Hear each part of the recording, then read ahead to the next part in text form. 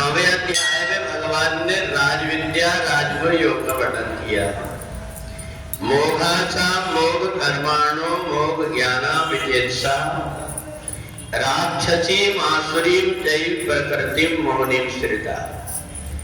भगवान कहते हैं मनुष्य शरीर मिलने के बाद में भी हमें बहुत संभल करके चलना पड़ता है, क्योंकि कई जन्मों के संस्कार बुद्धि में रहते हैं, मन में रहते हैं।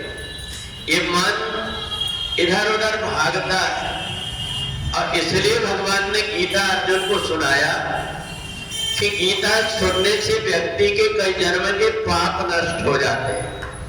जिस व्यक्ति की बुद्धि कुंठित है, कुछ भी पढ़ता है उसको याद नहीं हो पाता, अगर वो गीता सुनता है तो उसकी बुद्धि तीव्र हो जाती है। जिसको विचार करने में कि निर्णय नहीं ले पाता व्यक्ति कि मेरे को क्या करना चाहिए, परंतु वही व्यक्ति जब गीता का पाठ करके एकांत में बैठता है तो उसकी बुद्धि ठीक ठीक निर्णय ले लेती है।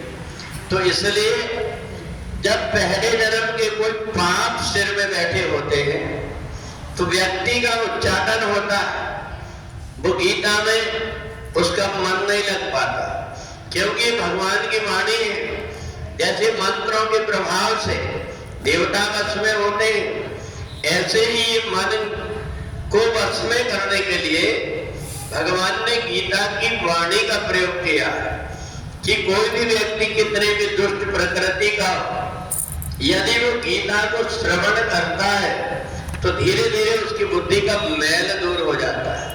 और इसलिए आने वाली कोई परेशानी से बचाने का काम यदि कोई करती है वो है गीता का ज्ञान।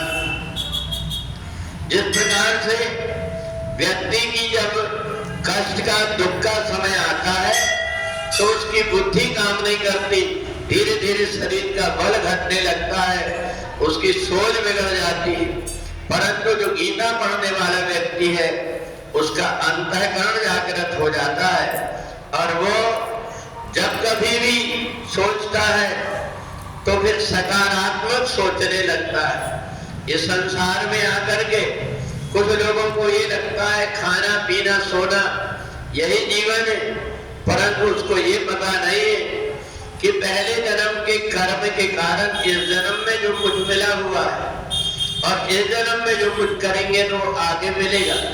जिसने पहले जन्म में कोई सत्कर्म नहीं किया वो बहुत प्रयत्न करके भी दुखों से निकल नहीं पाता, क्योंकि एक के बाद एक दुख उसको पीछे लगे रहते हैं।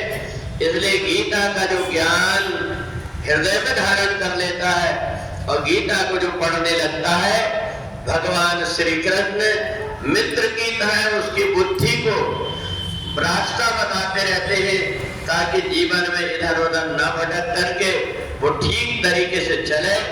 इसलिए जो गीता का ज्ञान है अनेक जन्मों के पाप रूपी सबों को नष्ट करके और व्यक्ति का लोक और परलोक दोनों सुधार देता है। तो केवल गीता का एक श्लोक भी हम सुन लेते हैं तो हमारी सदगति होती है।